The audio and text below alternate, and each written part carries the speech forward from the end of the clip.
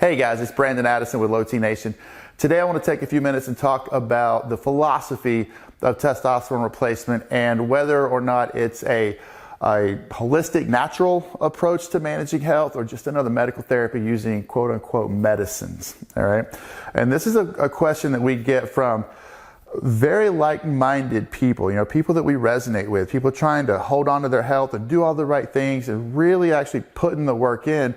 And they're healthy because they've had this mindset their whole life, right? They're doing the work. They're trying to avoid medications. They're looking at natural, holistic ways of maintaining their health. So the label of, a therapy or a medicine is just bad, right? They associate anything like that with something bad, when realistically, what we're putting into your body is what belongs there already. So with testosterone, what we put in your body is testosterone and HCG, two naturally occurring molecules in your body.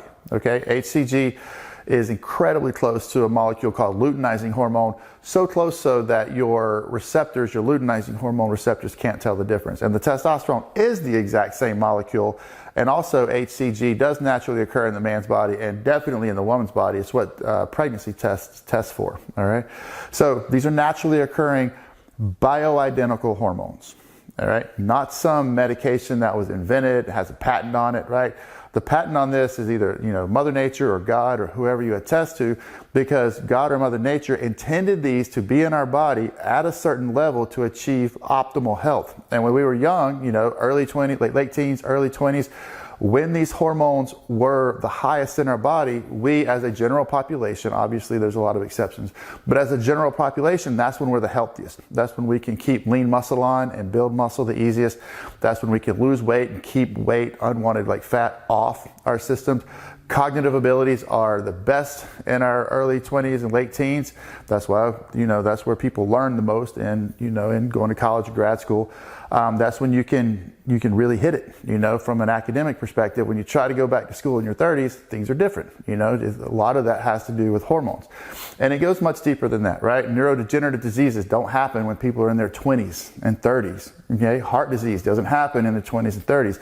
Getting weak bones, that doesn't happen in your 20s and 30s. And all of that, most of that is because hormone health is high, right? So as your hormone health starts to decline, all of your other indicators of health also start declining, okay? Health risks such as diabetes creep in, right? Like increases in rates of cancer, obviously that's skyrocketing. Increases in rates of dementia and Alzheimer's and weak bones and heart conditions and cardiac events. All of those things skyrocket as our hormones continue to go away and go away and go away, okay?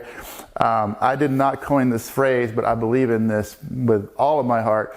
And it is, if your hormones are age appropriate, that just means you're dying at the expected rates. Okay, so whether you're in your 30s, your 40s, your 50s, your 60s, your 70s, you're going to be in a group of people, with similar hormones, unless you're an outlier and you're lucky, but sometimes you could be an outlier on the bottom and be 35 years old with the hormones of a 70-year-old, which is absolutely critical and needs to be addressed. But just because you're appropriate in your peer group or your age group doesn't mean that's good, right? That just means you're falling apart with the rest of us. And as a company, Low T Nation, we are absolutely dedicated to mitigating that, okay? Because when we fix those hormones, it's not an automatic fix for all these other things, right? There's lifestyle considerations, there's a lot of other things, there's genetics involved. But when you fix hormones, you can literally see things change. People put muscle back on, right?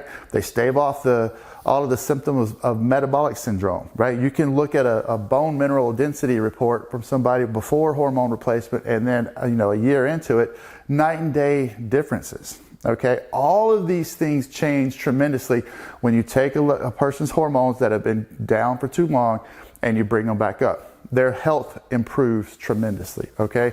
And the reason I feel like this is a very holistic treatment is what we're putting in your body, again, is the same molecule. The molecule of testosterone that we put in your body, if you compare that to a molecule that's already in there, you take the best microbiologist in the world, tell them to identify which is which, they can't, because it's truly the same exact molecule. So from that perspective, this is more holistic than eating a kale salad because kale doesn't naturally exist in the body. You know, your body doesn't make kale, right? And so your body needs testosterone. It makes testosterone. It requires an adequate level of testosterone to be optimal.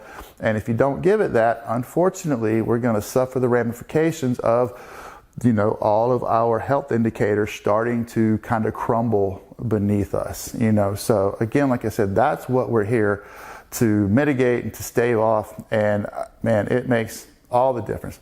My body needs testosterone bad, right? If I'm on testosterone, it needs HCG. I'm an avid believer in that.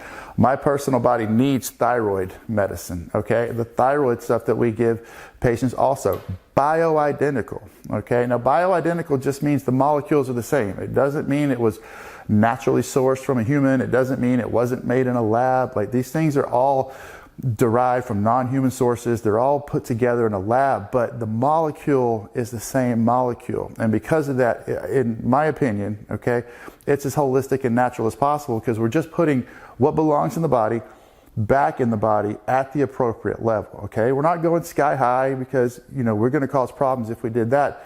Inside everyone's body, right, as we increase testosterone, there's a bell curve of health, okay? And you want to go, as you increase testosterone, that's the x-axis this way, it goes up, up, up, and then this is your sweet spot at the top of your bell, okay? And we all have different sweet spots. Some guys are up here, some guys are up here.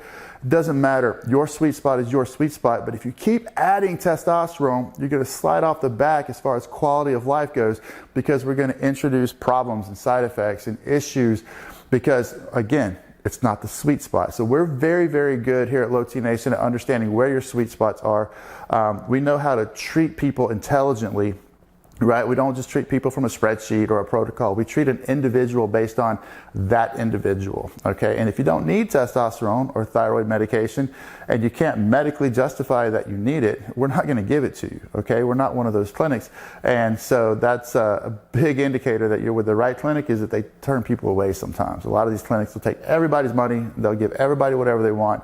And that also is detrimental to health because if you give somebody something that they don't need as far as the hormone goes, you can definitely cause problems, okay? So we don't want to do that either. But again, the conversation here is it natural? Is it holistic? I personally think it's as holistic or natural as anything else you can do. Again, just because we're putting what belongs in the body back in the body at the optimal level, okay? Now, it's going to take some effort on your part too, because lifestyle considerations are half of the equation, all right? Like I said earlier, your hormones are the best when you're late teens, early 20s, and unfortunately, we have an obesity epidemic among teenagers in our country right now because most of them, not most of them, some of them just want to play Xbox and eat pizza rolls all day long, okay? So they have a super high caloric surplus, very little caloric expenditure every day. Your hormones can't overcome that. If a 19, 20, 21-year-old's hormones can't overcome that, we can't fix that in you either, right? So it's going to take a little bit of effort on your part to make sure we understand what our equilibrium is as far as calories in and calories out. You need healthy nutrition, right? Your body needs good phytonutrition and minerals and vitamins and protein and fatty acids in order to be as healthy as you can. But if you're taking care of that and we're taking care of your hormone health, I promise you the synergy between those two efforts is going to make being healthy for the rest of your life a lot easier. And that's my motto for me, is that I want to run circles around my peer group when I'm in my 80s and 90s because I've taken care of myself hormonally. And also I have supplements here. I have healthy food in my fridge. I work out. I do all the right things.